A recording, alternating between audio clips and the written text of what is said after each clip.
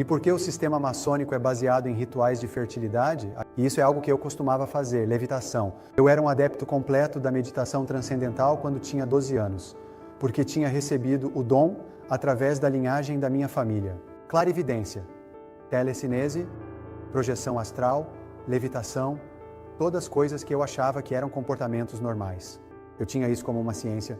Eu chego em casa da escola, vou para o meu quarto, 20 minutos no meu mantra, e eu saía do meu corpo, ou eu estaria levitando da cama.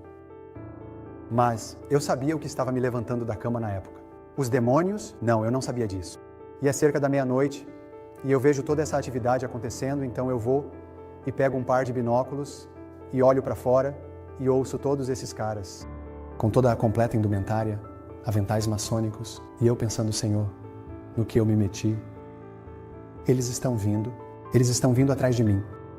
Estou saindo para a floresta, e na próxima coisa, eu estou em pé na frente dessa coisa, com 6 metros de altura na minha frente, o Deus dos mortos, o Senhor do submundo, e Ele está falando comigo dizendo, eu já tenho sua alma, Mark.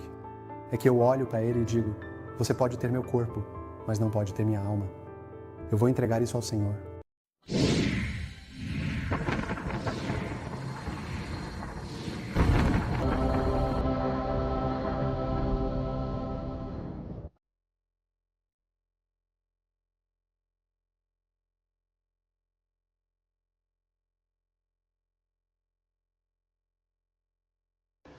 Meu nome é Mark Clemenson e eu viajei hoje de Vermont, Iowa, onde eu moro com minha esposa e minha filha mais nova. Eu conheci a equipe no encontro de Camp Meeting em Alberta e que bênção foi isso. E eu vi como o Senhor tem guiado este ministério para frente. Eu sou um leigo no pomar, trabalhando. E esta é a minha primeira Bíblia que eu comprei. É uma Bíblia King James de 1611. Não é a única que eu uso, mas foi a primeira que eu comprei. E esta é a que eu levo comigo onde quer que eu vá. Além disso, minha Bíblia, eu carrego meu voto de batismo. E eu acredito que isso não é apenas um voto de batismo, mas é um certificado de nascimento e um contrato de casamento, tudo junto. E eu acredito em cada compromisso. E este voto de batismo representa, e como adventista do 7º dia, eu creio que o espírito de profecia é uma das marcas identificadoras da igreja remanescente. Então você vai me ouvir repetir as palavras inspiradas por Ellen Gould White. Como a luz menor apontando para a luz maior, me pediram para vir dar meu testemunho pessoal, mas primeiro o que eu queria fazer era estabelecer uma base de onde eu estou hoje e não tanto de onde eu estava, mas nós vamos dar uma olhada nisso. Então vamos começar a olhar para isso primeiro, como estamos como povo e o tempo em que estamos vivendo também. Toda a escritura que você verá aqui vem da Bíblia King James. E vamos começar no livro de Atos, capítulo 1, versículo 8. Mas vocês receberão poder quando o Espírito Santo descer sobre vocês, e vocês serão minhas testemunhas. Veja, agora uma das coisas que esse voto de batismo apresenta é que nós somos comissionados para o serviço.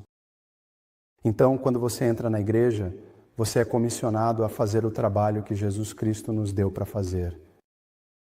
E como lemos em Atos, vamos receber o poder para fazer esse trabalho e Ele está nos pedindo para sermos testemunhas no trabalho para Ele. Esta imagem que você vê vem do telescópio Hubble, é chamada de nebulosa do olho. Alguns chamaram isso de olho de Deus.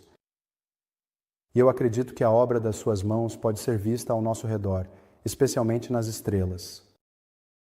Lemos no livro de Êxodo, capítulo 3, versículo 14. Eu sou o que sou. Eu sou me enviou a vocês. E eu queria colocar isso para vocês porque hoje não estaria aqui, a menos que tenha sido Deus que me trouxe aqui e Deus que me tirou do mundo em que eu estava vivendo. E eu dou a Ele a glória e os agradecimentos por fazer isso. E a terceira escritura com a qual eu queria começar aqui vem do livro de João, capítulo 4, versículo 24. Deus é espírito e aqueles que o adoram devem adorá-lo em espírito e em verdade. Então, o que eu pediria neste momento é que nós inclinássemos nossas cabeças e fechássemos os olhos para uma palavra de oração. Nosso gracioso Pai Celestial, Santo, Santo, Santo é o Teu nome. Viemos diante de Você, Senhor Deus, no Seu santo sábado para pedir uma bênção dupla no Seu sábado, Senhor. Que nossos corações sejam tocados pelas palavras do alto. Que possamos ser humilhados pela Sua misericórdia e Sua graça. Que possamos saber que somos o Seu povo e que podemos Te chamar de nosso Deus. Pai, eu Te peço para me colocar de lado e que Você seja exaltado através do Seu Filho, Jesus Cristo, pois pedimos tudo isso em Seu nome. Amém. Essa representação que vemos aqui, muitos cristãos pensam sobre os tempos antigos de Roma, onde os cristãos eram martirizados, sendo alimentados aos leões. Mas eu estudei um pouco da história e, na verdade, os cristãos não eram dignos de estar no Coliseu. Muitos deles eram amarrados com ratos vivos e sacos de estopa e julgados no rio, porque eles não eram dignos de serem levados para o próprio Coliseu. E é aqui que estamos na beira do tempo agora. Estamos dispostos a lutar por isso. E um dos meus versículos favoritos vem do livro de Apocalipse, capítulo 12, versículo 11. E eles o venceram pelo sangue do Cordeiro e pela palavra do seu testemunho, e não amaram suas vidas até a morte. Então aqui novamente vemos que é Jesus, quem nos salvou pelo seu sangue. Vimos que Ele está nos pedindo para dar nosso testemunho a Ele e que não devemos temer, e mesmo a morte. Devemos aceitar a Bíblia como nosso único credo e manter certas crenças fundamentais nos ensinamentos das Sagradas Escrituras, nosso método de interpretação das Escrituras, deixando que a Escritura interprete a Escritura, linha por linha, preceito por preceito, não é baseado na tradição, mas sim na Bíblia apenas. No livro de João, capítulo 14, versículo 6, lemos: Eu sou o caminho, a verdade e a vida.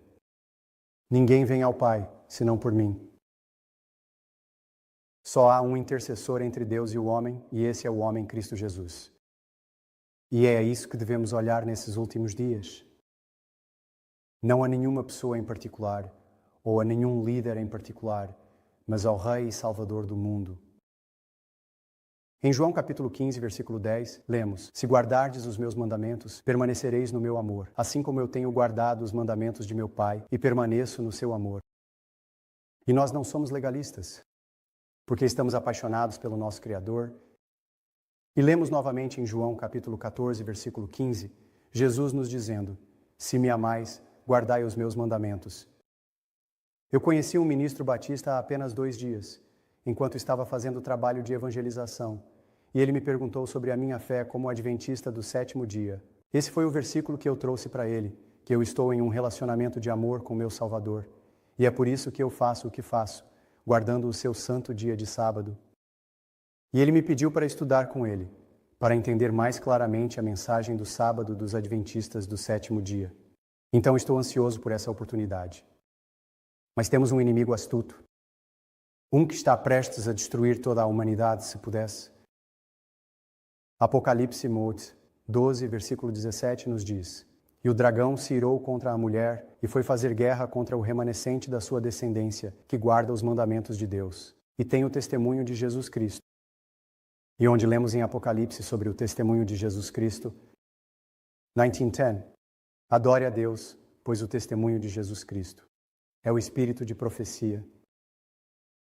Então aqui descobrimos que temos um relacionamento duplo com os profetas ao longo do tempo. E a verdade vai continuar se revelando, e a luz vai se tornando cada vez maior à medida que chegamos ao fim dos tempos. E tanto no Antigo Testamento, quanto no Novo Testamento, à esquerda e à direita, lemos em Joel e em Atos: E acontecerá que depois derramarei o meu espírito sobre toda a carne, e seus filhos e filhas profetizarão, e seus velhos sonharão sonhos, e seus jovens terão visões. Então, como encontramos na igreja primitiva, Não só com Ellen Gould White, mas com outros dos primeiros pioneiros, eles estavam tendo visões. Essas coisas continuarão a crescer e acontecer à medida que nos aproximamos do fim dos tempos também.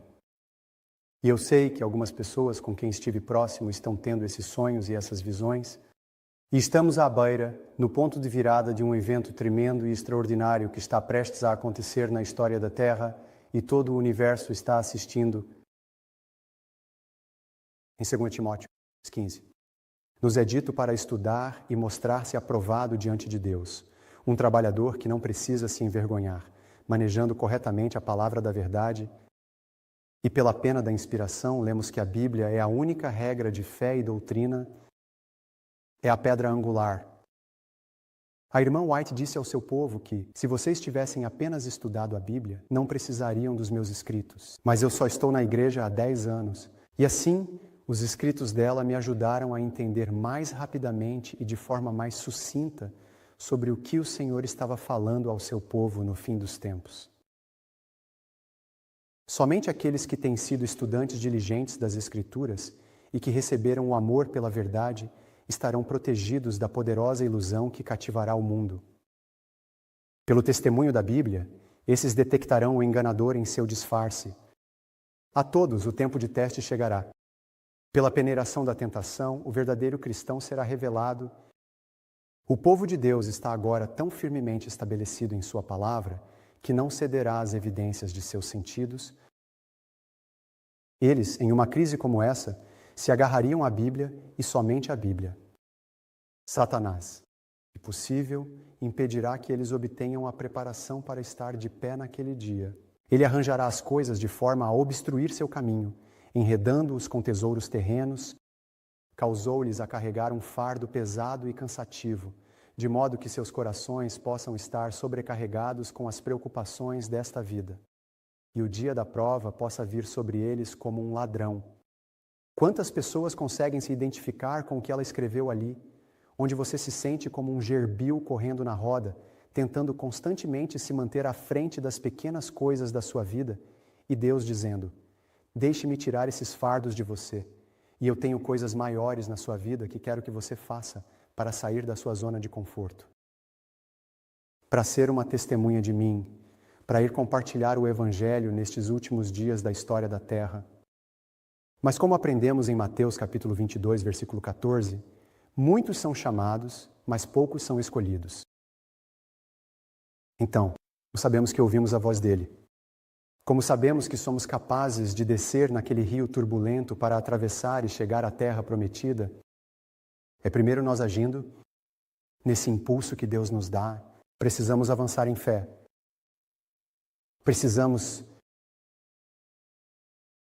Aqui também lemos que o Senhor está testando o seu povo para ver quem será leal aos princípios de sua verdade. Nosso trabalho é proclamar ao mundo as mensagens do primeiro, segundo e terceiro anjos. Em nossos deveres não devemos desprezar nem temer nossos inimigos. Agora escute esta afirmação, porque vamos voltar a ela mais tarde. Nos amarrar por contratos com aqueles que não compartilham da nossa fé não está na ordem de Deus. Devemos tratá-los com bondade e cortesia, aqueles que se recusam a ser leais a Deus, mas nunca devemos nos unir a eles nos conselhos sobre os interesses vitais de seu trabalho. Nunca devemos nos unir àqueles que não têm a luz da verdade. Colocando nossa confiança em Deus, devemos avançar firmemente, fazendo seu trabalho com desinteresse, em humilde dependência dele, entregando a ele e a tudo que diz respeito ao nosso presente e futuro, mantendo firme até o fim o início da nossa confiança, lembrando que recebemos as bênçãos do céu, não por causa da nossa dignidade, mas por causa da dignidade de Cristo e da nossa aceitação, através da fé nele, da abundante graça de Deus. Conselhos sobre Saúde, página 238. Como ela poderia ter colocado isso de forma mais sucinta?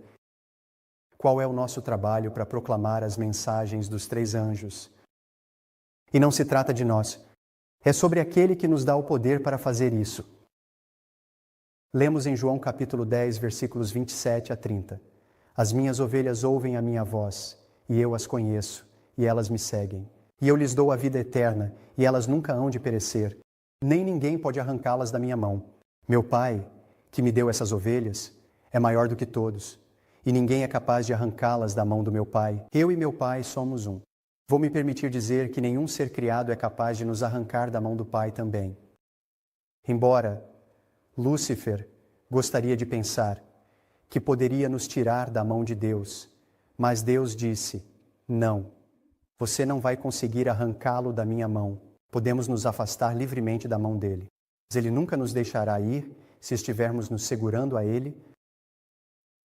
Em minha vida hoje, página 338, Deus colocou as promessas em sua palavra para nos levar a ter fé nele. E essas promessas, ele retira o véu da eternidade, nos dando um vislumbre do peso de glória muito maior e eterno que aguarda o vencedor. E onde lemos sobre o vencedor? Em um dos 2 livros que Ellen White mencionou, que são O Pão e o Sangue, Daniel e Apocalipse. Então aqui encontramos em Apocalipse 2:7, quem tem ouvidos, ouça o que o Espírito diz às igrejas. Ao que vencer, eu darei a comer da árvore da vida, que está no meio do paraíso de Deus. E novamente em Apocalipse, lemos no capítulo 3, versículo 5. O que vencer, esse será vestido de vestiduras brancas. E eu não apagarei o nome dele do livro da vida, mas confessarei o nome dele diante do Pai e diante dos anjos. Como eu e um irmão estávamos conversando esta manhã, como ele vai fazer isso acontecer em um universo que estará observando. Para aquele único evento, quando Deus mesmo confessar um indivíduo diante de toda a hoste do céu, o tempo e o espaço se dobrarão. Para que essa pessoa seja vista e reconhecida diante de Deus nos tribunais. E como seremos capazes de nos lançar aos seus pés e dar a Ele a glória pela misericórdia que Ele nos deu? E por último em Apocalipse 3:12, que vem enquanto eu faço dele uma coluna no templo do meu Deus.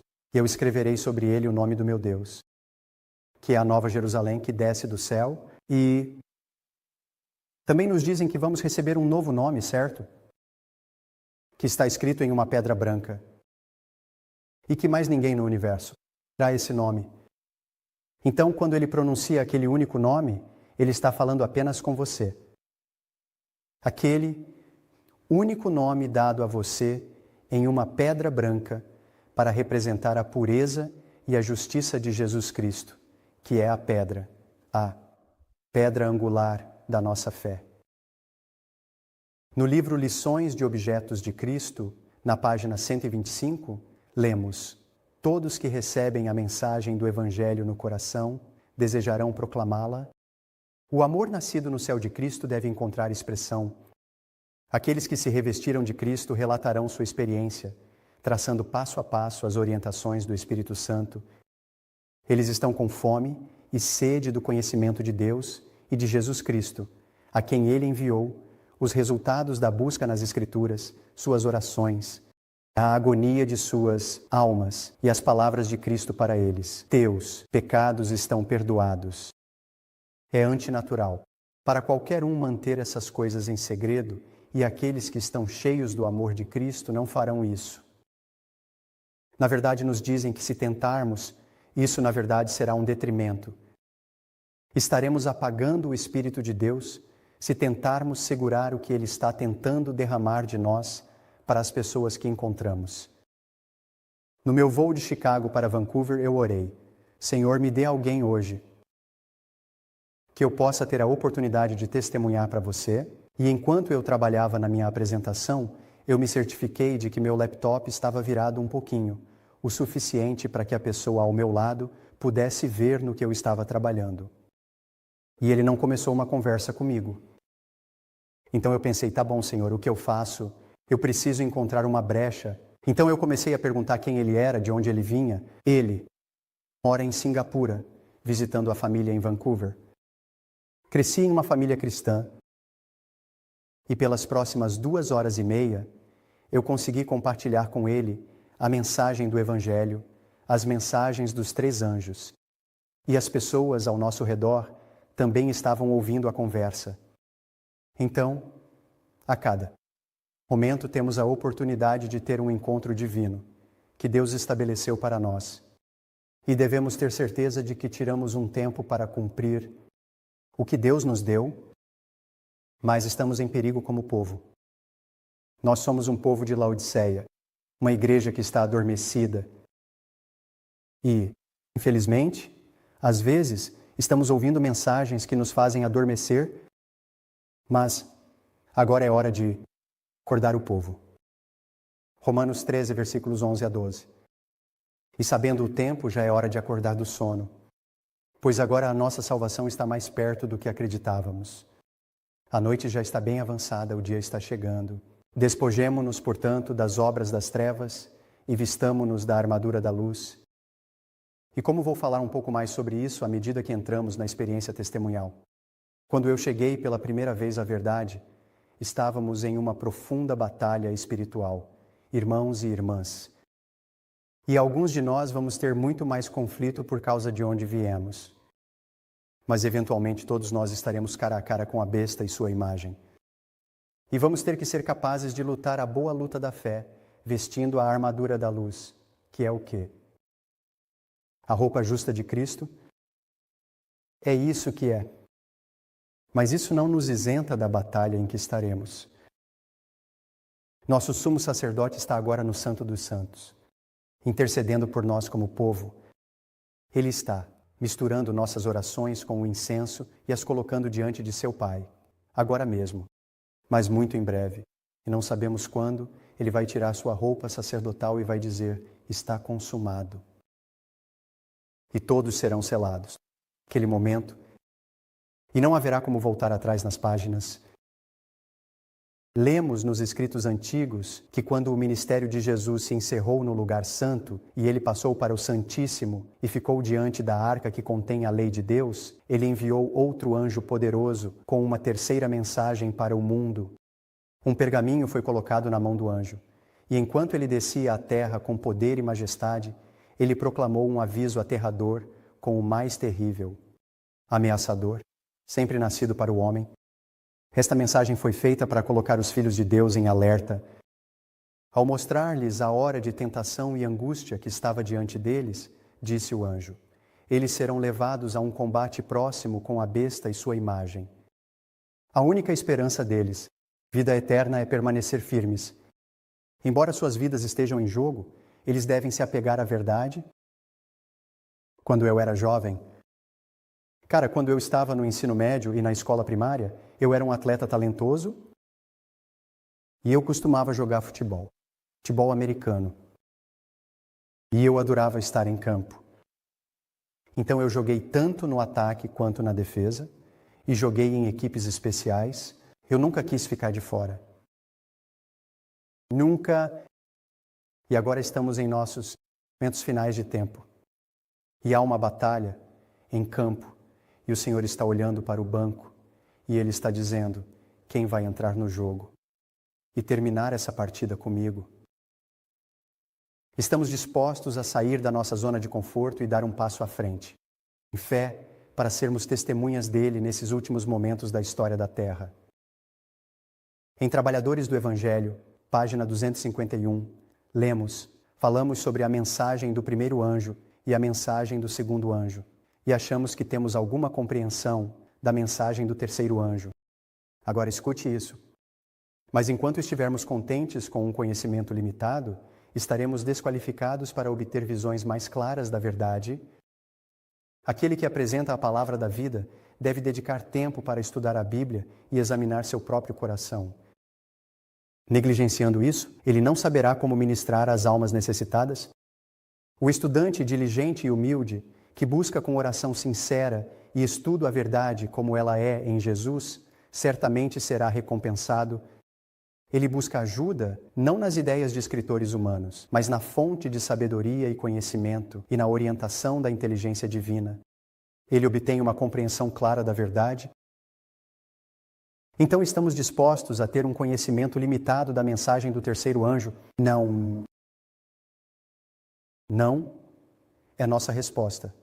Porque em breve haverá um quarto anjo que descerá para se encontrar com o terceiro anjo, para lhe dar um grande poder e até mesmo abrir ainda mais os pecados que estão na igreja e expor Babilônia completamente.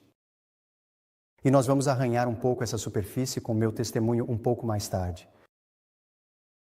Em Conselho para Escritores e Editores, página 175, temos um trabalho muito importante a fazer, o trabalho de proclamar a mensagem do terceiro anjo. Estamos enfrentando as questões mais importantes que os homens já foram chamados a enfrentar. Todos devem entender as verdades contidas nas 3 mensagens. Agora, ouça isso, pois elas são essenciais para quê? A própria salvação. Imagine só que até mesmo nossa salvação depende da nossa compreensão da palavra de Deus, como ela se relaciona com as mensagens dos 3 anjos. O livro de Daniel, o livro de Apocalipse, o pão e o sangue. Devemos tirar disso e nos preparar para enfrentar um mundo apóstata e mostrar a eles, pela palavra de Deus, quem somos e por que vivemos da maneira que vivemos.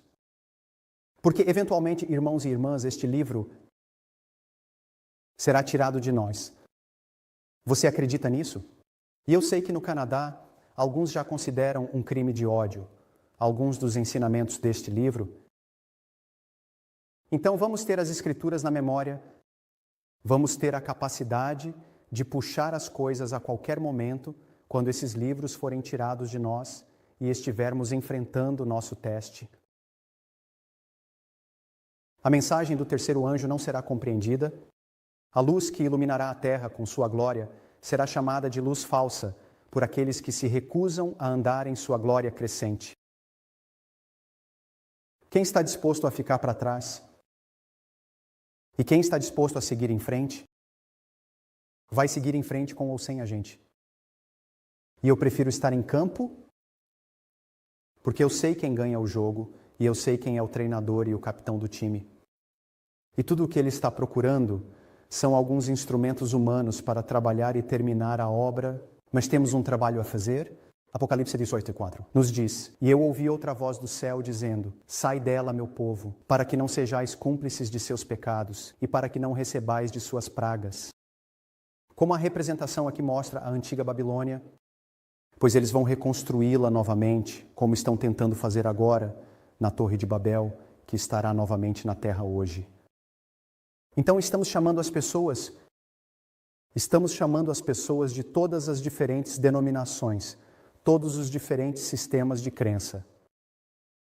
Tive a sorte de participar da conferência da ASI em Orlando este ano. E um amigo que conheci lá, Roderick, um australiano, passou os últimos 3 anos e meio testemunhando. A nação muçulmana, a maior população de muçulmanos fora do Oriente Médio, está em torno de Detroit, Michigan, e um dos ímãs mais poderosos do mundo. Tenho ouvido esse homem simples, um leigo e seu sobrinho, e ele fez uma proclamação mundial a todos os ímãs da nação muçulmana de que os adventistas do 7º dia não eram uma denominação cristã. Ele disse que eles eram o povo do livro que Deus previu que viria no final dos tempos. E ele fez isso como uma proclamação mundial para todos os muçulmanos entenderem: encontramos o povo do livro e eles estão bem aqui, agora. Então, veja como o Senhor está juntando as coisas tão rapidamente. Na grande controvérsia, se você ainda não leu, leia. Se você não leu há um tempo, leia de novo. Página 604. Mas Deus ainda tem um povo na Babilônia. E antes da visitação de seus juízos, esses fiéis devem ser chamados, e eles não participam de seus pecados e não recebem de suas pragas. Daí o movimento, simbolizando o anjo descendo do céu, iluminando a terra com a glória e clamando fortemente com uma voz poderosa, e eu sublinho isso, anunciando os pecados da Babilônia. O mundo secular está fazendo um trabalho melhor do que o povo de Deus nos últimos dias fazendo isso. Em conexão com a mensagem, a chamada é ouvida: sai e para o meu povo. Esses anúncios, unindo-se à mensagem do terceiro anjo, constituem o aviso final a ser dado aos habitantes da terra? Eu acredito que estamos no momento em que o Senhor está pronto para derramar o poder do quarto anjo sobre nós, para atender a mensagem do terceiro anjo. E novamente na grande controvérsia, página 606, assim a mensagem do terceiro anjo será proclamada no momento em que for dada com o maior poder. O Senhor trabalhará através de instrumentos humildes, guiando as mentes daqueles que se consagram ao seu serviço. Os trabalhos serão qualificados mais pela unção do seu espírito do que pelo treinamento de instituições literárias. Homens de fé e oração serão levados a sair com zelo santo, declarando as palavras que Deus lhes dá. Os pecados da Babilônia serão expostos. Os resultados temerosos da imposição da observância da Igreja pela autoridade civil, as investidas do espiritualismo, o progresso furtivo, mas voraz do poder papal, tudo será desmascarado. Com esses avisos solenes, o povo será agitado. Milhares e milhares vão ouvir quem nunca ouviu palavras como essas. Na verdade, a irmã White escreve que a mensagem deve voltar para o leste dos Estados Unidos. E ela continuava dizendo, repita, e eu me sinto sortudo por estar vivo e vivendo na Conferência do Norte da Nova Inglaterra dos Adventistas do Sétimo Dia, e eu moro logo ali na estrada, perto da fazenda William Miller, onde tudo começou. E eu sou tão grato por estar vivendo aqui neste momento para poder participar com ele. E vemos, através desta ilustração, uma união tripla que está acontecendo. E, novamente, a grande controvérsia, página 588. Através dos dois grandes erros, a imortalidade da alma e a santidade do domingo, Satanás levará as pessoas a caírem em suas armadilhas. Enquanto o primeiro estabelece a base do espiritualismo, o segundo cria um laço de simpatia com Roma. Os protestantes dos Estados Unidos serão os primeiros a estender as mãos através do Golfo para agarrar as mãos do poder romano. E sob a influência dessa união tripla, este país, os Estados Unidos, seguirá os passos de Roma e pisoteará os direitos de consciência. Agora, é interessante notar que existem apenas 3 cidades-estado no mundo. A Washington, D.C., a nação protestante apóstata, tem o Vaticano, a besta do mar, e então tem a milha quadrada em Londres, Inglaterra, onde o espiritualismo tem sua sede, onde todos os bancos e o comércio do mundo acontecem sob o olhar atento do sistema maçônico. Esta é uma ilustração do que o espiritualismo significa. Como foi dito no jardim, você não morrerá certamente, mas será como deuses, conhecendo o bem e o mal. Então, em torno, na reencarnação, na roda da vida, a alma não morre, mas continua ascendendo e transcendendo através dos espíritos. Quando eu era criança, foi isso que me ensinaram a acreditar. A irmã White escreve em Patriarcas e Profetas, página 685, que o espiritualismo moderno, nas formas de bruxaria antiga, e adoração a ídolos, todos tendo comunhão com os mortos como seu princípio vital, estão fundamentados na primeira mentira que Satanás enganou Eva, no Éden. Vocês não morrerão verdadeiramente, pois Deus sabe que no dia em que comerem disso, vocês serão como deuses. Semelhantes, baseados na falsidade e perpetuando a mesma, eles são semelhantes ao pai da mentira. Então, temos mais cedo da grande controvérsia. Esta é a base dessa união tripla do espiritualismo que todo esse grande sistema babilônico está se unindo. E novamente, o que constitui a Babilônia? A união tripla da besta do mar, que é o papado, a besta da terra, os protestantes apóstatas e a besta do abismo, o espiritualismo. E tudo isso é fundamentado no sistema de adoração ao sol, astrologia. E não vamos gastar tempo olhando para isso, mas essa é a religião número 1 de Satanás.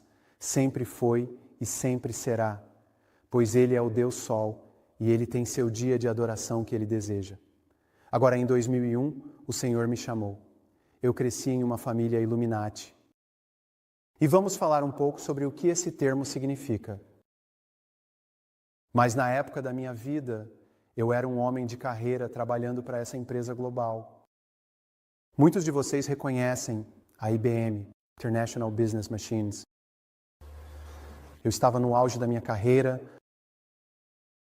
Eu não tenho um diploma universitário, mas me pediram para estar no grupo de especialistas da IBM. Menos de 100 pessoas no mundo, com uma corporação de 350 mil funcionários e 400 mil contratados, eles me pediram para me juntar. Eu fui nomeado. E a primeira reunião que eu fui tinha 13 pessoas na sala, em uma mesa redonda. E nós fomos nos apresentando. E quando chegou a minha vez, eu disse: eu não tenho as credenciais para estar nesta sala. E eles disseram: não, Mark, você tem um dom que precisamos aproveitar, porque vamos levar essa empresa para o novo milênio. E precisamos das suas habilidades para ajudar a espalhar essa mensagem. Veja, agora sob o signo da astrologia, eu era aquariano, que é o portador do conhecimento. E assim eu estava sendo preparado para ser alguém que traz conhecimento. Mas eu acabei nesse lugar, a fazenda William Miller. Então eu estava trabalhando na cidade de Nova York e, através de um amigo do meu pai, comprei um acampamento no interior de Nova York.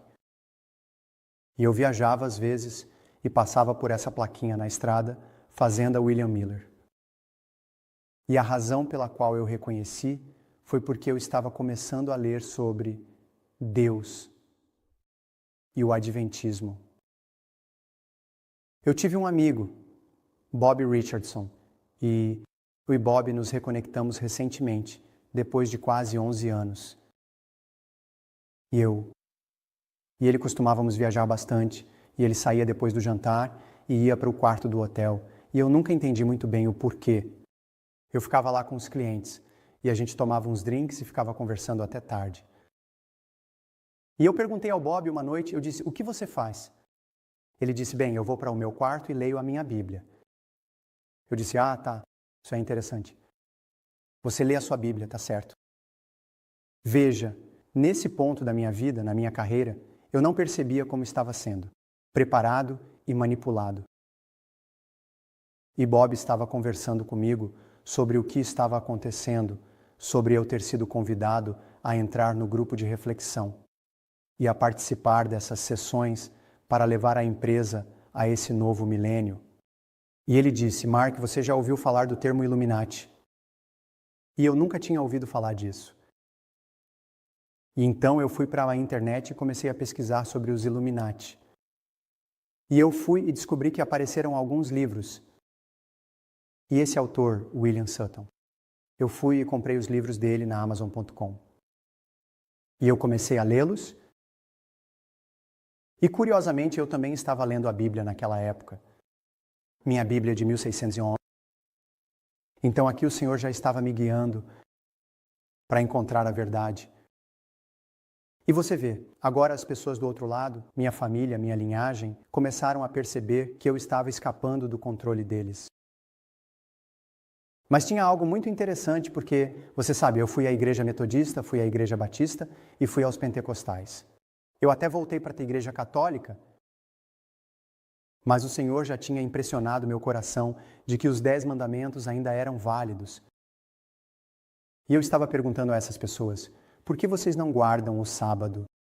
Por que vocês não guardam o sábado? E eu não percebia que havia uma denominação cristã que guardava o sábado. Eu ainda não tinha encontrado isso naquele momento. Agora eu percebo que há mais de 500 deles no mundo. E os adventistas do sétimo dia são apenas um desses 500. Então esses livros me apontaram para a verdade. E então eu olhei quem era o editor do livro. E eu liguei para a editora. E eles estavam no norte do estado de Nova York. Então eu pedi para falar com o autor. E eles disseram: bem, não sabemos onde ele está. Acabamos de enviar um cheque de royalties para uma caixa postal. Caixa I. O que você está procurando, Mark? E eu disse: eu sei sobre o que ele está escrevendo. Eu estou vendo isso. Eu vivi isso. E então eles me pediram para ir a uma convocação no sábado. Então eu apareci na tarde de sábado e todo mundo tinha uma Bíblia. Na verdade, na manhã de sábado, todo mundo tinha uma Bíblia e estava estudando a palavra de Deus. E quando eu saí naquela tarde, eu estava saindo não só com minha Bíblia, mas com uma cópia de O Grande Conflito e o Desejo de Todas as Nações. E naquele momento, eu estava consumindo tudo que eu conseguia colocar às mãos. Eu li esses 2 livros em 3 semanas e eu estava convencido. Este é o povo de Deus nos últimos dias. É isso. Eu estava convencido. 6 meses depois, eu fui batizado na igreja. 6 meses depois. Agora, tem uma coisa que eu quero te contar também, que aconteceu na minha vida naquela época. Teve momentos em que eu estava fora de equilíbrio com o que eu estava estudando. E eu estava conversando com um irmão sobre isso mais cedo. Até onde a gente quer estudar o mal ou o diabo, até onde você quer ir nessa toca do coelho. Porque você vai acabar na toca do diabo se descer lá embaixo por muito tempo. Então eu tive que reequilibrar minha vida e garantir que Cristo fosse o primeiro e o mais importante. Mas eu estava pronto para descascar essa camada da cebola.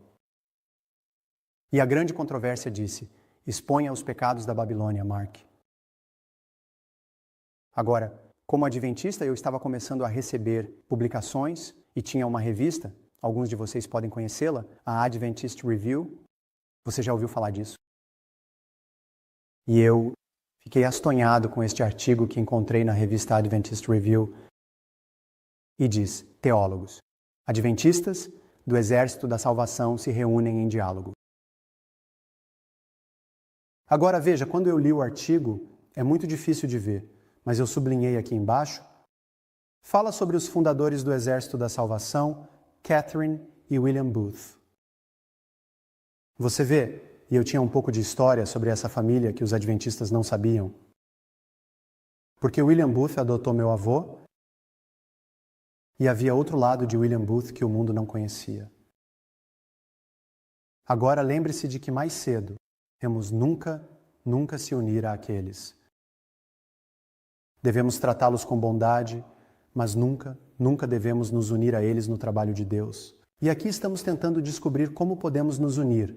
É a afirmação no artigo. O Exército da Salvação é um dos principais defensores da lei do domingo no mundo hoje. E toda a sua estrutura é montada como a ordem jesuíta. Vamos dar uma olhada nisso um pouco mais de perto enquanto vamos descascando essa cebola. Escritos iniciais de 1882. Se Deus tem alguma nova luz para comunicar, Ele fará com que os seus escolhidos e amados entendam isso, sem que precisem ter suas mentes iluminadas, ouvindo aqueles que estão em quê? Escuridão e erro. Fui mostrado a necessidade de que aqueles que acreditam que estamos recebendo a última mensagem de misericórdia se separem daqueles que estão diariamente vivendo em novos erros. Eu vi que nem jovens nem velhos deveriam participar de suas reuniões, pois era errado, assim, encorajá-los enquanto ensinam erro. Isso é um veneno mortal para a alma. E ensinam como doutrinas os mandamentos dos homens. A influência de tais reuniões não é boa. Então ela foi mais longe e disse o quê? Não toque nem mesmo na coisa imunda. Então, como lemos nos comentários anteriores sobre conselhos de saúde, o que nunca devemos nos unir a ele em conselhos sobre os interesses vitais de seu trabalho. Nós não estamos... Aqui está uma foto de William e Catherine Booth. Agora, curiosamente, eu estudei bastante sobre essa família e ele foi um grande missionário. Ele fez um grande trabalho em Londres, entrando nas casas de prostituição e nos bares, tirando as pessoas de lá e pregando a mensagem do Evangelho. Mas havia outro lado dele que ninguém realmente entendia. Ele se tornou o fundador e o primeiro general do Exército da Salvação em 1912. Agora você notou o logo. Nós vemos isso em todo lugar, certo? E há muitas pessoas boas lá que estão fazendo um ótimo trabalho e que amam o Senhor. Agora, algo interessante aqui é que William Booth era um maçom de 33º grau. O fundador do Exército da Salvação adotou o logo do escudo vermelho para o ministério cristão, e escudo vermelho se pronuncia Rothschild. Em alemão, você vê, William Booth tinha um investidor chamado Nathaniel Rothschild, que financiou o estabelecimento do Exército da Salvação. E o que ele fez foi pedir a William Booth para ir à Índia, estabelecer seu novo território. Agora, a dinastia Rothschild já havia estabelecido uma grande indústria na Índia através de uma empresa chamada East India Trading Company, o maior traficante de ópio do mundo. Precisavam de fachada. E onde você acha que eles se escondiam? Os lucros. Então, meu avô, que foi levado ainda menino para a Índia, perto do Tibete, foi ensinado e criado por jesuítas nas escolas de mistério do Himalaia. E então meu pai e meu tio nasceram na Índia e também foram para as mesmas escolas de mistério dos jesuítas nas montanhas do Himalaia. Então, eu estava sendo preparado como parte da linhagem da família para participar. Agora, meu avô acabou trabalhando para a East India Trading Company. Ele acabou se tornando o líder de uma loja branca de maçonaria. Na América do Norte, vemos lojas azuis, e as lojas azuis simbolizam que é uma quantidade mais restrita de luz. Eles não têm toda a verdade. Enquanto a loja branca tem todo o espectro de luz. E assim, quando meu avô morreu, ele deu ao meu pai seu avental maçônico. E então, isso foi passado para mim também. Então aqui estava eu, em um ponto de virada na minha carreira na IBM. Eu percebi para o que eu estava sendo preparado. E algumas das coisas, as tecnologias em que estávamos trabalhando, tínhamos um ditado. Você teria amnésia industrial depois que saísse da reunião, porque você não podia falar sobre isso. Havia coisas que aconteciam, corrupção em altos escalões. Eu trabalhei com contas da Organização das Nações Unidas, até a polícia local e as agências estaduais. E, infelizmente, há muitas pessoas ruins, mas também há muitas pessoas boas nesses lugares. E esse é o nosso trabalho, novamente, chamar eles para fora da Babilônia e trazê-los para a verdade. Então, em Darjeeling, Gothels, onde meu avô e meu pai foram criados na fronteira do Tibete, eu me lembro do meu pai contando uma história sobre quando eles iam até os mosteiros dos monges tibetanos e assistiam os monges levitando 80, 100 pés no ar e como eles ficaram astonados com isso. Agora, o ensino deles era conhecido como luciferianismo. E eu peguei essas definições do Wikipédia porque acho que elas explicam bem o que significa luciferianismo, porque eles não acreditam em Satanás por si só. O luciferianismo, a incorporação do conhecimento que reconhece os princípios de Lúcifer como a luz da evolução consciente, como um Deus ou como um princípio, Lúcifer é o portador da luz. Sabemos disso pelas Escrituras. A luz ilumina a consciência dos seres sábios e aguça os sentidos e a percepção para experimentar níveis mais elevados de ser. Você está naquela roda de reencarnação, girando e está tentando subir pelos seus chakras para se tornar um Mahatma. O luciferianismo é o caminho da autorrealização, é o eu superior, é o caminho centrado, nem à esquerda nem à direita, pois Lúcifer é a estrela que brilha de manhã e à noite. O ponto de luz entre forças opostas. É o símbolo do Yin Yang que eu tinha tatuado no meu corpo porque estava entendendo o ensinamento puro do luciferianismo como a autorrealização. Agora também temos outra definição. O luciferianismo espiritual tem suas raízes nos ensinamentos esotéricos do ocultismo ocidental e do hermetismo. Essa visão sustenta que, enquanto Satanás representa a manifestação do reino material, Lúcifer representa o mais alto ideal espiritual, a verdadeira vontade de alguém, o anjo guardião sagrado. Como todas as coisas materiais são energia ou luz, Lúcifer é visto como a força criadora do universo, sempre presente. Curiosamente, aqui eles acrescentam que alguns maçons clássicos usavam o termo luciferiano em seus sentidos acadêmicos de trazer iluminação, invocando Prometeu, que roubou o fogo dos deuses para trazer aos homens. Então, enquanto eu crescia e conhecia esses seres iluminados, que eu acreditava serem meus ancestrais falecidos. Novamente, a base dele é o espiritualismo. Eu achava que estava sendo levado à verdadeira compreensão da autoconsciência e à conquista do eu superior. E começou em uma idade muito jovem. Vamos olhar para a definição de um maçom, um membro de uma grande organização fraternal chamada Maçons Livres e Aceitos, ou Maçons Antigos Livres e Aceitos, que tem certos rituais secretos. Eu conversei com muitos maçons. Recentemente eu falei em uma igreja em New Hampshire e eu estava dando meu testemunho e um senhor se levantou, virou-se para toda a congregação e disse: "Eu tenho um anúncio a fazer. Eu sou um maçom de 32º grau. E o que eu vi hoje do que o Mark compartilhou, eu quero me assumir. E eu quero que você saiba que eu quero me assumir." Então nós o trouxemos, fizemos uma temporada de oração ao redor dele e agora ele está trabalhando para ser batizado finalmente na igreja, longe da maçonaria.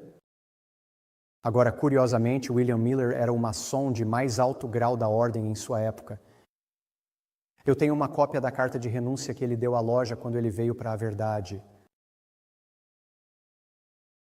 Eu acredito que algumas das pessoas que estarão mais próximas do trono de Deus foram os principais, gentes de Satanás, aqui na terra. Então não devemos descartar nenhum deles. E novamente, vamos olhar para o termo aqui, Illuminati.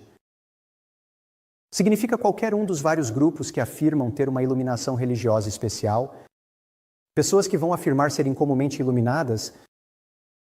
Vamos aprofundar um pouco mais nesse termo, porque ele está sendo muito usado na sociedade hoje, em filmes dentro da igreja, e as pessoas, você sabe, teoria da conspiração.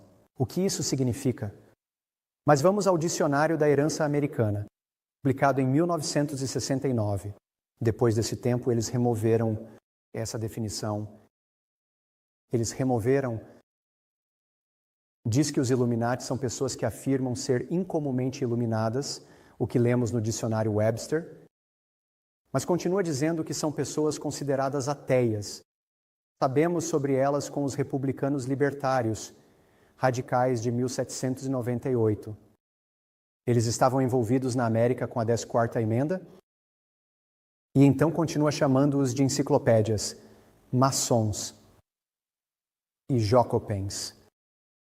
Então, os Illuminati são uma célula, a própria maçonaria, e eu vou te mostrar, a partir dos próprios escritos deles, George Washington declarou publicamente em 1798, que é uma data importante para nós, como adventistas, que ele reconheceu que a atividade dos Illuminati havia chegado aos Inés. Ele afirmou: "Não é minha intenção duvidar da doutrina dos Illuminati e dos princípios do jacobinismo que se espalharam pelos Estados Unidos. Pelo contrário, ninguém está mais satisfeito com isso do que eu." Você vê, em 1798, Napoleão Bonaparte, durante o reinado do terror, exilou o Papa, certo?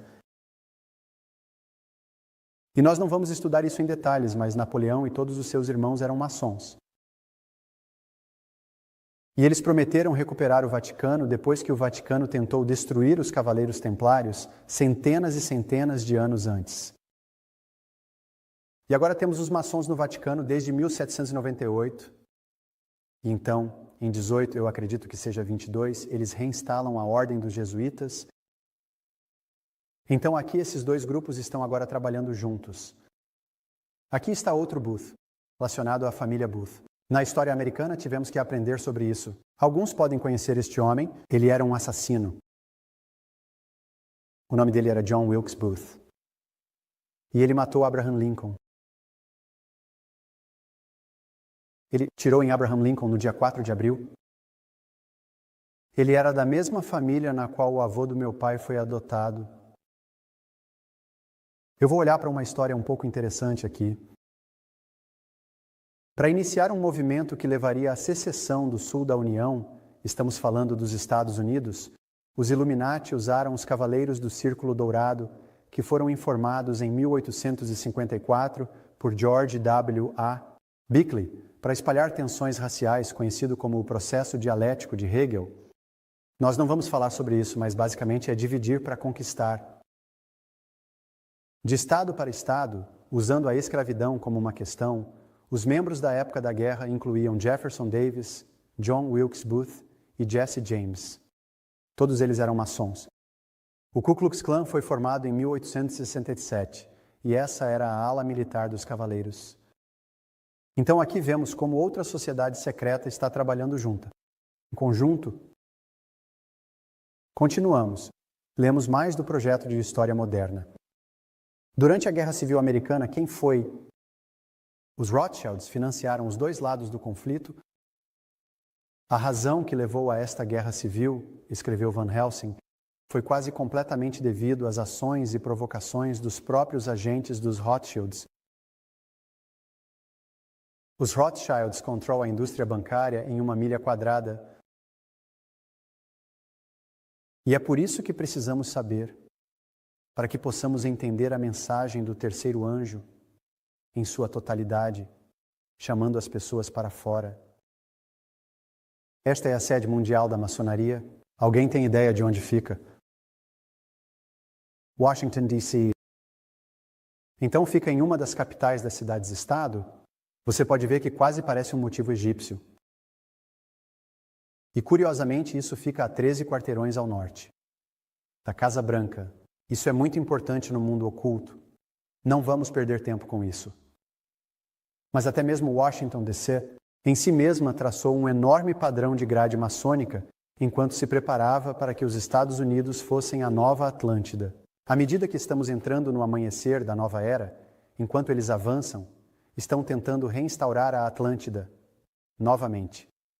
Então, a biblioteca principal do Supremo Conselho do 33º grau do antigo rito escocês, aceito da maçonaria, o Conselho Supremo Mãe do Mundo, em Washington, D.C., é dedicada ao general confederado Albert Pike, o chefe judiciário do KKK. E neste templo maçônico, a Sala Memorial Albert Pike, dentro do Supremo Conselho 33, que novamente está localizada a 13 quarteirões, diretamente ao norte da Casa Branca, em Washington, D.C. Agora conheci uma família cujo marido era um maçom do 32º grau, um Shriner. E então, quando você vai se tornar um maçom do 33º grau, você vem aqui. Este é o único lugar que você vai na América do Norte. E é um direito honorário. E ele foi levado para esta sala de espera, com outros candidatos. E, individualmente, eles são trazidos na frente de um monte de pessoas. E eles perguntaram a eles: a quem vocês estão dispostos a submeter seu juramento? E ele não sabia qual era a resposta. Então eles o empurraram de volta para a sala de espera. E nesse momento a família dele estava do lado de fora, orando para que ele saísse. Ele se sentou, virou-se para o homem ao lado dele e disse: a quem eu estou fazendo um juramento? E o homem disse: a Lúcifer. E ele se levantou muito devagar, saiu calmamente e renunciou à loja. Agora, na verdade, podemos encontrar aqui em Isaías 14, capítulo 14, versículos 12 a 14. Como caíste do céu, ó Lúcifer, filho da manhã. Como foste derrubado até o chão, tu que enfraqueceste as nações. Pois disseste em teu coração: eu te enviarei ao céu, eu exaltarei meu trono acima das estrelas de Deus. Eu também me sentarei sobre o monte da congregação, nos lados do norte. Eu subirei acima das alturas das nuvens. Eu serei como o Altíssimo, porque tudo se trata de autorrealização. E vamos descascar essa cebola um pouco e vamos olhar algumas características na própria Bíblia do que eu chamo de filhos da desobediência. A irmã White escreveu que aqueles que estão sob a bandeira manchada de sangue do príncipe Emanuel não podem se unir à maçonaria ou com qualquer organização secreta, O selo do Deus vivo não será colocado sobre ninguém, que mantenha tal conexão depois que a luz da verdade tiver iluminado o seu caminho. Cristo não está dividido e os cristãos não podem servir a Deus e a Mamon. O Senhor diz: saiam do meio deles, separem-se e não toquem em coisas impuras, e eu os receberei e serei um pai para vocês, e vocês também serão meus filhos e filhas, diz o Senhor Todo-Poderoso. Então aqui novamente não toquem na coisa imunda, saia. Na verdade, ela continuou dizendo que aqueles que permanecem nessa conexão perderão sua alma. Simples assim, perder a alma. Se você se lembrar algum texto do Espírito de Profecia esta noite, tente guardar porque este é o ponto de virada de onde estamos. Um poder de baixo está agindo para trazer à tona as últimas grandes cenas do drama. Satanás vindo, como Cristo, e agindo com toda a enganação da injustiça e aqueles que estão se unindo em sociedades secretas. Então, quando líderes da igreja ou anciãos da igreja me dizem que isso é teoria da conspiração, que são opiniões, eu posso ir ao Espírito de Profecia e dizer: veja o que a irmã White escreveu.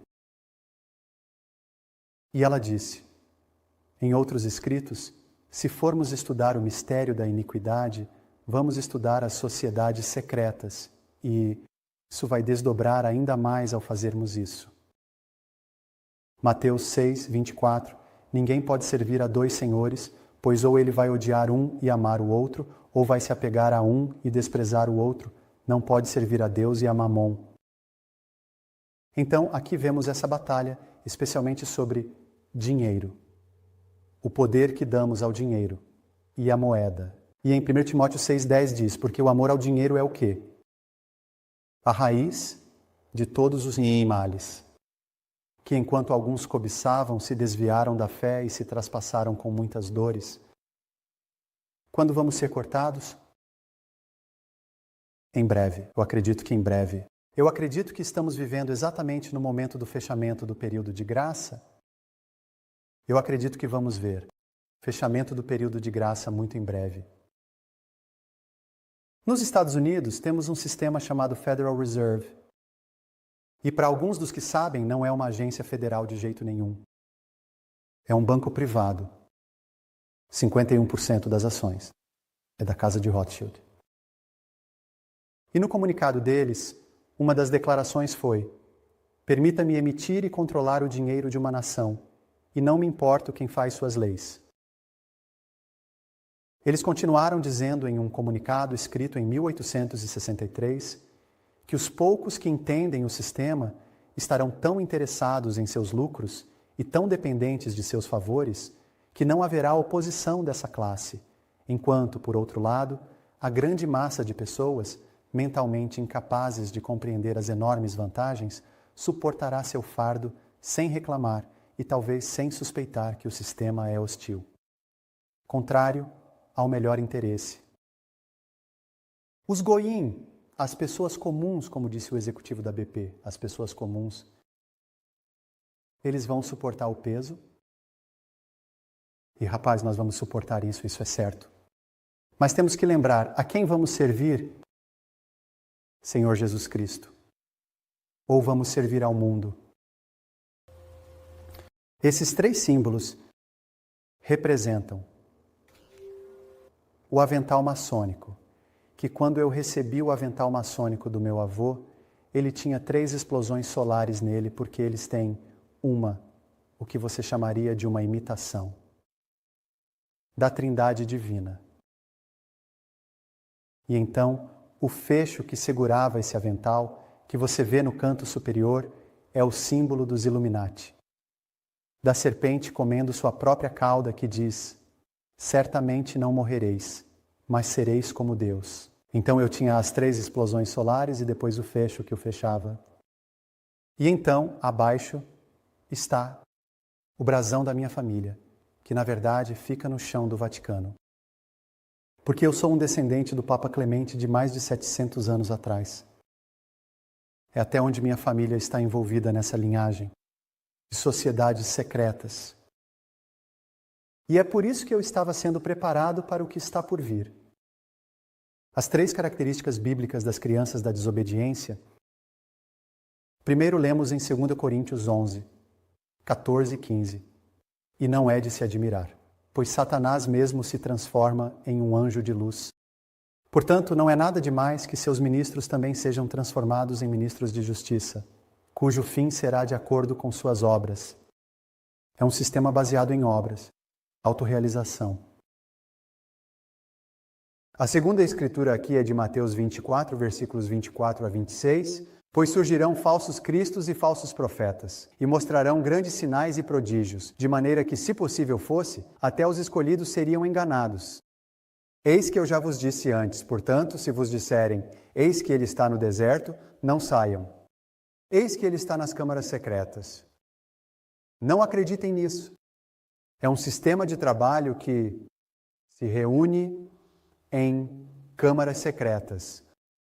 Se alguém já tentou entrar em uma loja maçônica, eles têm a sala superior, outra imitação da história bíblica de Jesus Cristo na sala superior, onde apenas os maçons mais altos podem entrar nas câmaras secretas. E por último, no primeiro livro da Bíblia, Gênesis, quando a mulher viu que a árvore era boa para comer e agradável aos olhos, e uma árvore desejável para dar sabedoria, ela pegou o fruto e comeu, e também deu ao seu marido que estava com ela, e ele comeu. Então os olhos deles foram abertos, e eles perceberam que estavam nus. E eles costuraram folhas de figueira e fizeram para si aventais. O avental maçônico da sabedoria. E de que é feito? Pele de cordeiro. Que fachada para o primeiro cordeiro que foi sacrificado pelos pecados que Adão e Eva cometeram quando Deus os vestiu com a pele de cordeiro. E porque o sistema maçônico é baseado em rituais de fertilidade, aquele avental cobre o Santo dos Santos. Esse é o ensinamento deles. Que fachada! O cristianismo. E isso é algo que eu costumava fazer, levitação. Eu era um adepto completo da meditação transcendental quando tinha 12 anos, porque tinha recebido o dom através da linhagem da minha família. Clarividência, telecinese, projeção astral, levitação, todas coisas que eu achava que eram comportamentos normais. E eu conversava com meus amigos na escola e eles diziam: Martim, não sabemos do que você está falando, mas é algo fora deste mundo. E eu fico tipo, vamos lá, você consegue fazer isso? Eu tinha isso como uma ciência. Eu chego em casa da escola, vou para o meu quarto, 20 minutos no meu mantra, e eu saía do meu corpo, ou eu estaria levitando da cama.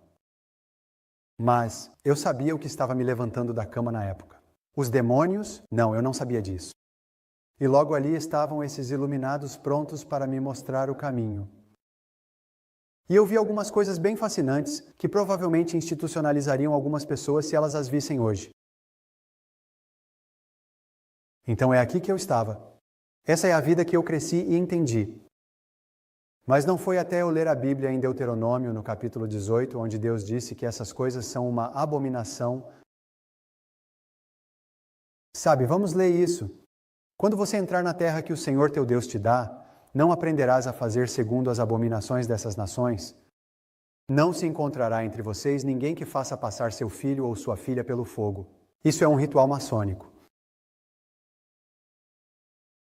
Ou usar adivinhação, que sabemos que é previsão do futuro, ou observador de tempos, astrólogo, ou uma bruxa, ou um consultor de espíritos familiares, ou um mago. Um necromante evoca espíritos. Pois todos que fazem essas coisas são uma abominação ao Senhor.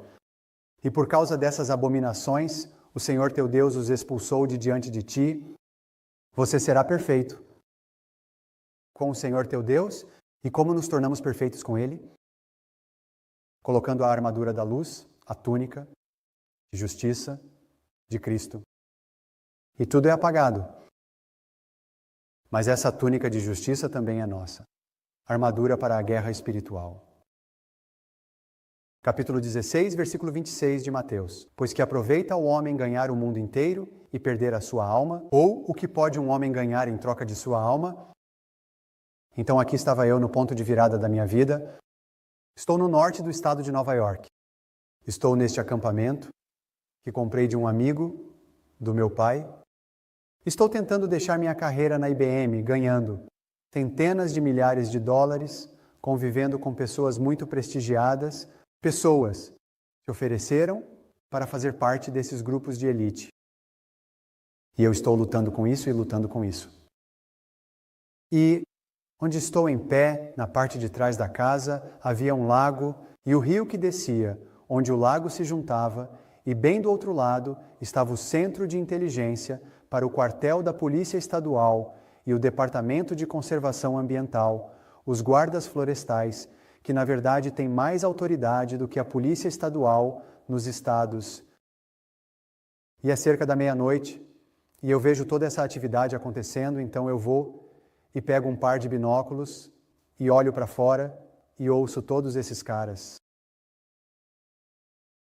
com toda a completa indumentária, aventais maçônicos, e eu pensando, Senhor, no que eu me meti. E aí eu estou parado lá no convés, fazendo uma panorâmica, e de repente eu paro, olho, e tem um par de miras olhando pela minha luneta. Eu estou olhando pela luneta dele, e ele está com um fuzil apontado para a minha cabeça. Então eu aceno, e ele acena de volta para mim, e eu caio de joelhos. Eu disse, Senhor, eu não sei o que fazer. O que eu vou fazer? Isso é no meio do nada, e é um condado escuro, completamente sob o controle deles. E eu percebo que eles não estão do outro lado do lago mais. Eles estão vindo atrás de mim. E eu estou orando, Senhor, o que eu vou fazer? O que eu vou fazer? É isso. Com uma voz pequena e calma, Mark. Tire seus sapatos e meias e vá lá fora e diga a eles que você pertence a mim. Certo, Senhor. Ok? Então eu tirei meus sapatos, eu tirei minhas meias, eu pulei do fundo do convés, estou saindo para a floresta. E na próxima coisa, eu estou em pé na frente dessa coisa, com 6 metros de altura na minha frente, o Deus dos mortos, o Senhor do submundo, Anubis. E ao lado dele, ele está empilhando almas, embrulhadas em sacos de estopa, com os olhos cortados, amarradas, se contorcendo. E ele está falando comigo dizendo, eu já tenho sua alma, Mark. E a próxima coisa que eu sei é que eu olho para ele e digo, você pode ter meu corpo, mas não pode ter minha alma. Eu vou entregar isso ao Senhor. Essa coisa desaparece. Esses homens ao meu redor estão todos se afastando. E então essa voz pequena e calma diz, Mark, vá para dentro. Esta não é sua batalha. Então eu fui para dentro, fui para a cama, acordei na manhã seguinte, fui para a cidade, vi alguns dos homens no restaurante me perguntando como eu tinha dormido naquela noite. Eu disse, dormi muito bem, muito obrigado. Recebi uma ligação do meu amigo mais velho, meu pai, e ele disse, se você sair de trás da sombra dele, vai acabar com uma bala na cabeça. Estou te dizendo como seu pai, nós não podemos te tocar. Não saia de trás da sombra dele. Faz muito tempo desde que meu pai e eu nos reconectamos depois disso. E eu ainda oro por ele. Porque ele foi totalmente enganado por esse sistema. Totalmente enganado. A irmã White escreve que, à medida que nos aproximamos do fim dos tempos, haverá um desfile eterno de poder pagão cada vez maior e mais intenso. Deuses pagãos manifestarão seu poder sinal e se exibirão diante das cidades do mundo. E essa delimitação já começou a se cumprir por meio de uma variedade de imagens O Senhor Jesus representou a João o caráter ímpio e a influência sedutora daqueles que se destacaram pela perseguição do povo de Deus. Ela continuou a escrever em lançamentos de manuscritos que todos precisam de sabedoria para investigar cuidadosamente o mistério da iniquidade que figura tão amplamente no encerramento da história da Terra. A apresentação de Deus sobre as obras detestáveis dos habitantes dos poderes dominantes deste mundo que se unem em sociedades secretas e confederações. Não honrar a lei de Deus deve permitir que as pessoas que têm a luz da verdade se mantenham longe desses males. Cada vez mais, os falsos religiosos do mundo vão manifestar suas ações malignas, pois só existem duas partes: aqueles que guardam os mandamentos de Deus e aqueles que guerreiam contra a santa lei de Deus. Vai ser totalmente preto e branco bem em breve. Totalmente preto e branco. Queria jogar isso aqui rapidamente. O altar a Hermes, que fica na sala de meditação das Nações Unidas, o altar a Hermes, a palavra Hermes significa filho de Cam. E onde sabemos sobre Cam? Ele era um filho de Noé. Ham teve 3 filhos, Ham, Sem e Jafé. Dizem que Ham ficou bêbado e dormiu com seu pai. Ham gerou Cush, e Cush gerou Nimrod. Cush era o líder, Nimrod era a ferramenta. E lemos nos ensinamentos maçônicos, você não consegue ver muito bem aqui, que Nimrod, o rei da Babilônia e da Síria, teve atribuída a ele a primeira organização de fraternidade de artesãos, dizendo que ele deu uma tarefa aos trabalhadores que ajudaram o rei de Nínive. A construção de cidades. Nimrod é considerado o primeiro mestre maçom. É a ele que eles se referem. E o que Nimrod fez? Ele desdenhou de Deus. Assim como eles estão desdenhando dele hoje. Apocalipse 3:20. Eis que estou à porta e bato. Se alguém ouvir a minha voz e abrir a porta, eu entrarei e cearei com ele, e ele comigo. Ele está batendo em todos os nossos corações.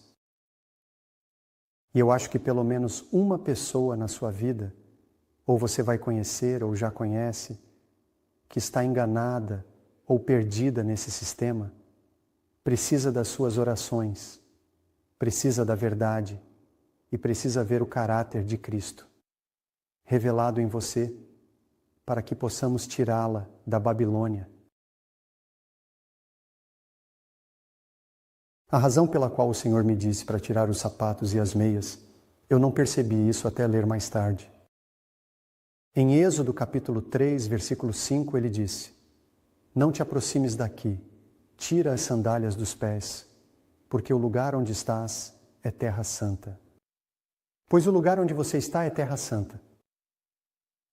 Então aqui está meu Deus intercedendo em meu favor e dizendo: Ele é meu. Ele não é seu. Ele é meu. Eu devo tudo a Ele. Estou disposto a morrer por Ele como uma testemunha.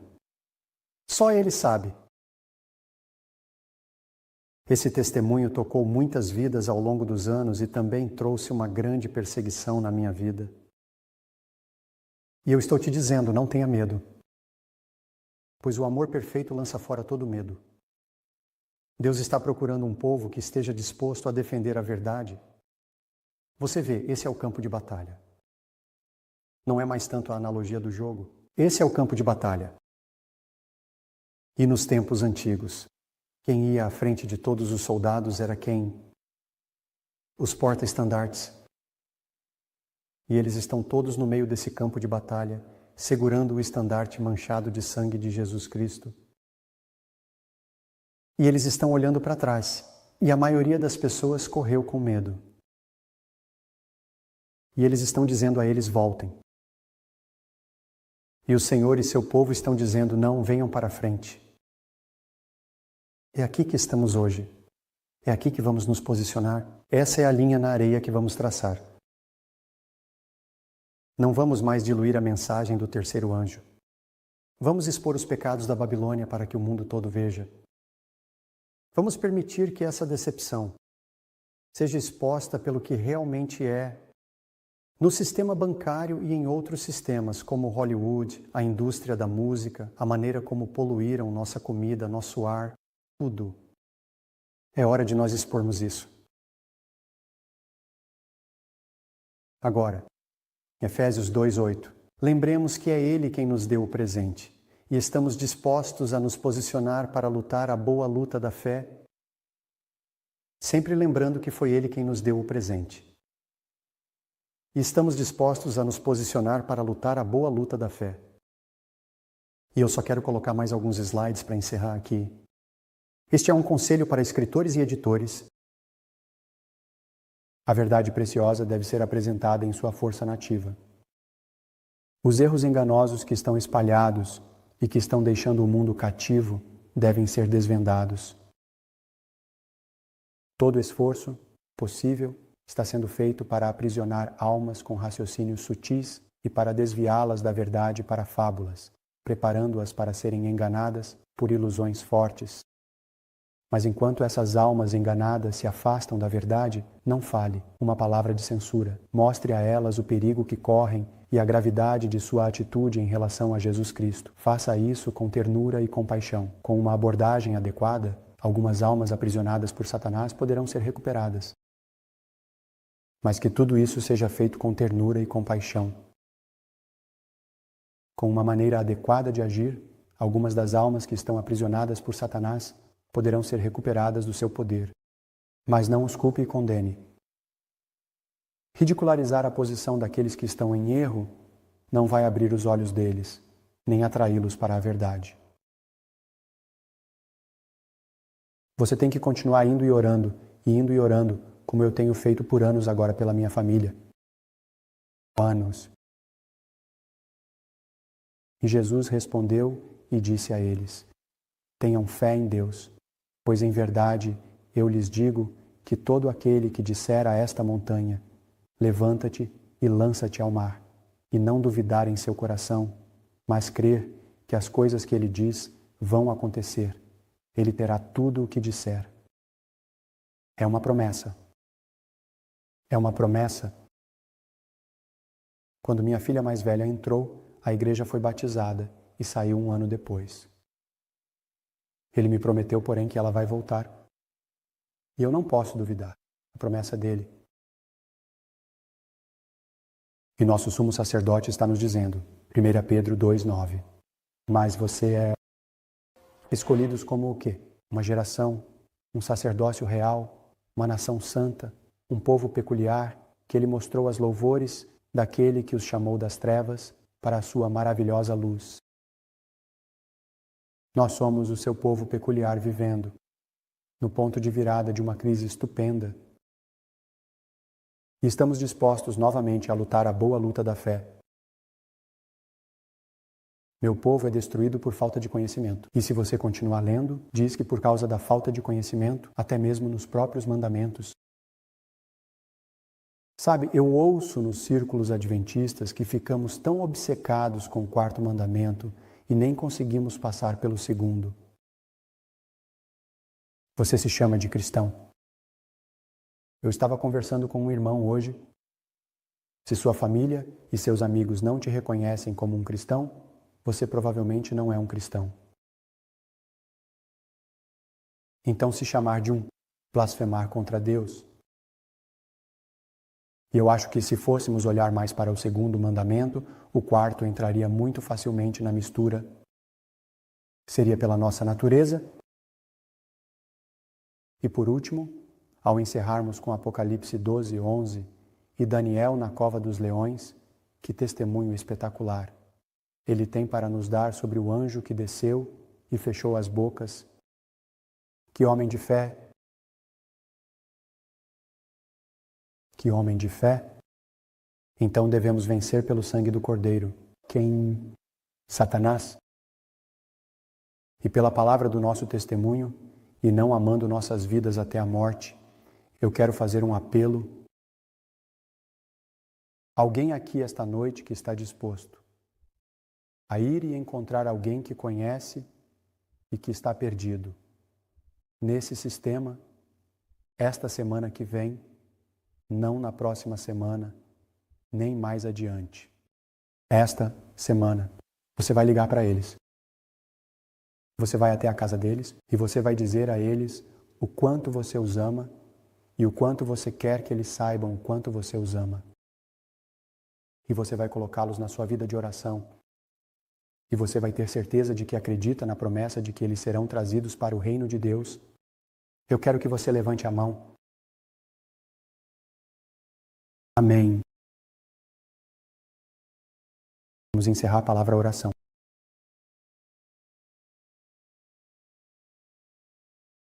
Pai nosso, Abba, Senhor, é a você que viemos diante de para consagrar nossos corações. Senhor, ajuda a nossa incredulidade. Sabemos que estamos vivendo em tempos perigosos e estamos tão envolvidos com as coisas deste mundo que estamos cegos para algumas das coisas simples que você colocou diante de nós. Ajuda-nos a perceber, Senhor, as coisas simples que você colocou em nossas vidas e a desobstruir nossas mentes. Ajuda-nos a sermos melhores mordomos da sua palavra. Ajuda-nos a sermos melhores testemunhas. Senhor, pedimos que você continue a fazer crescer e fortalecer aqueles que estão aqui representados em suas famílias.